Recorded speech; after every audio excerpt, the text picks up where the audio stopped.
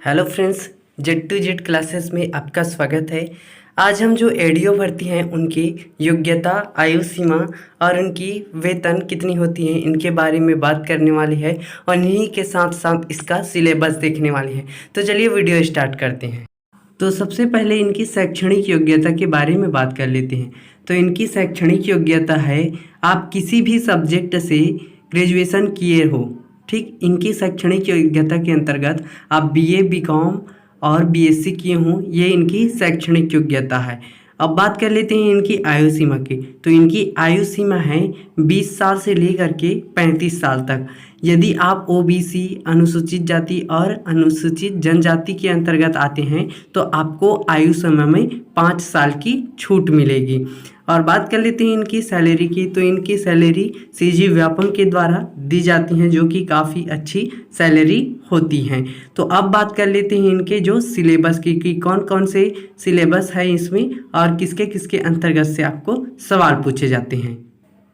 तो एडीओ में जो सिलेबस है उसके बारे में बात कर लेते हैं। तो पहला आएगा आपका पंचायती राज व्यवस्था से। तो इसके अंतर्गत आते हैं 73वां संविधान संशोधन की विशेषताएं, छत्तीसगढ़ पंचायती राज अधिनियम, त्रिस्तरीय पंचायत की संरचना और ग्राम पंचायत के कार्य आते हैं। फिर ग्राम सभा, फिर ग्राम पंचायत की स्थायी समितियां और उनके कार्य आते हैं। पंचायत सेक्टर के प्रमुख योजनाओं की जानकारी आती है। और दूसरे नंबर पे इसके बात कर लेते हैं आजीविका। आजीविका में आते हैं भारतीय कृषि और ग्रामीण अर्थव्यवस्था में उसकी भूमिका, और राष्ट्रीय आजीविका मिशन आते हैं। आजीविका प्रदान करने में ग्रामोद्योग की भूमिका आती है। संस्थागत विकास आते हैं। स्व सहायता समूह आते हैं इसके अंतर्गत। आजीविका हेतु परियोजना प्रबंध आते हैं। सहकारिता एवं बैंक व्यवस्था आते हैं। बाजार के अंतर्गत आते हैं परिभाषा, प्रकार, स्थानीय बाजार की रूपरेखा, आजीविका हस्तक्षेप के प्रकार के तरीके भी आते हैं, और पशु उत्पादन एवं प्रबंधन भी आते हैं। और तीसरे नंबर पे आते हैं ग्रामीण विकास। तो ग्रामीण विकास के अंतर्गत क्या क्या आते हैं इनको देख लेते हैं। तो ग्रामीण विकास की विभिन्न योजनाएं आती हैं, जैसे पात्रता जानकारी एवं मिलने वाली सुविधाएं इनके अंतर्गत देखने को मिलती हैं।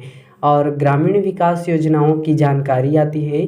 सामाजिक अक्षेण आता है, सामाजिक अक्षेक्षण आता है। फिर आता है ग्रामीण विकास योजनाओं की क्रियान्वयन में बैंकों की भूमिका, और आती हैं सूचना का अधिकार अधिनियम 2005 के अंतर्गत आपको सवाल देखने को मिलेगा। फिर आता है जल ग्रहण प्रबंधन उद्देश्य एवं योजनाएं। फिर चौथे नंबर में हमको देखने को मिलता है सामान्य अध्ययन। इसमें आता है राष्ट्रीय एवं अंतर्राष्ट्रीय घटनाएं, भारत का संविधान, राजनैतिक प्रणाली, भारतीय प्रशासन, छत्तीसगढ़ का सामान्य परिचय, छत्तीसगढ़ का इतिहास एवं संस्कृति, प्रमुख पुरातात्विक एवं पर्यटक स्थल, संगीत एवं नृत्य, और छत्तीसगढ़ की जनजाति। फिर पाँचवें नंबर में आता है हिंदी से। हिंदी मोस्ट आईएमपी को मतलब टॉपिक होता है, ये सभी एग्ज़ाम में पूछे जाते हैं। तो पहले से आपको ये क्लियर कर लेना चाहिए, क्योंकि आप कोई भी एग्ज़ाम की तैयारी करते हैं जिसमें आपको हिंदी ना पूछे, ऐसा नहीं हो सकता। तो हिंदी की तैयारी आप सबसे पहले कर लें। तो इसके अंतर्गत आते हैं वर्ण विचार, जैसे कि स्वर, व्यंजन, अक्षर, लिंग, वर्तनी और वचन। फिर संधि के अंतर्गत आते हैं स्वर, व्यंजन और विसर्ग संधि, तीनों संधि से क्वेश्चन पूछेंगे।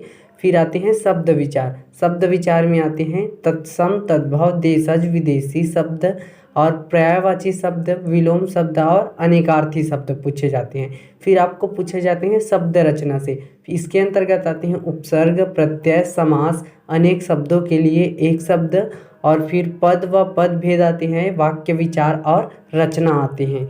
तो यदि वीडियो अच्छा लगा हो तो वीडियो को लाइक करें। इसी तरह के लेटेस्ट जानकारी हम आप लोगों के लिए लाते रहते हैं, तथा इस चैनल में जो एडीओ भर्ती हैं उनकी तैयारी भी कराई जाती है। तो चैनल में नए हो तो हमारे चैनल को सब्सक्राइब कर ले। अब मिलते हैं अगले वीडियो में, तब तक के लिए बाय।